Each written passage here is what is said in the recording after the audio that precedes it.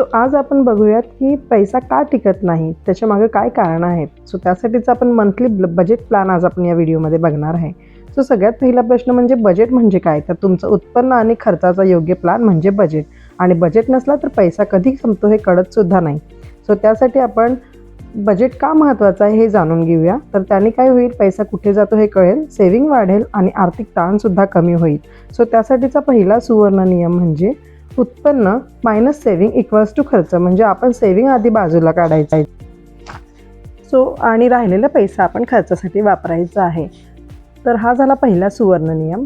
त्यानंतर आपण आपलं उत्पन्न ओळखून त्याचं वर्गीकरण करूयात. सो माझं उत्पन्न जर 30,000 आहे आणि अतिरिक्त 5,000 म्हणजे भाड्यातनं म्हणा किंवा कुठून, असं माझं एकूण उत्पन्न जर 35,000 आहे, तर ते आपण कसे खर्च करायचे आहे, तर त्या 35,000तनं 20% आधी आपण बाजूला काढूयात.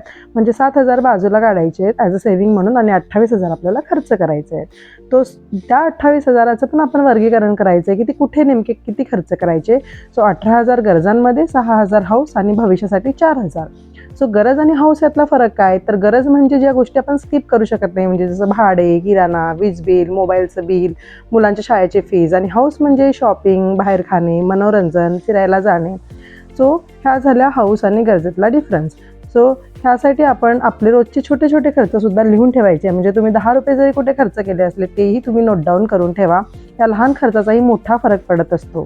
सो बजेट केल्याचे फायदे काय आहेत, तर सेव्हिंग वाढतं, आर्थिक ताण कमी होतो आणि भविष्यसुद्धा सुरक्षित होतं.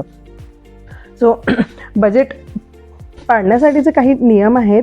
त्यासाठी सगळ्यात महत्त्वाचं म्हणजे UPIचा वापर कमी करायचा आहे, ATM कार्डचा कमी वापर करायचा आहे, गरज नसलेली खरेदी म्हणजे इम्पल्सिव्ह बाईंग टाळायचं आहे आणि महिन्याच्या शेवटी बजेट रिव्ह्यू करायचं आहे. सो असं जर केलं तर नक्कीच आपल्या आर्थिक भविष्यासाठी आपण काहीतरी तयार करू शकू.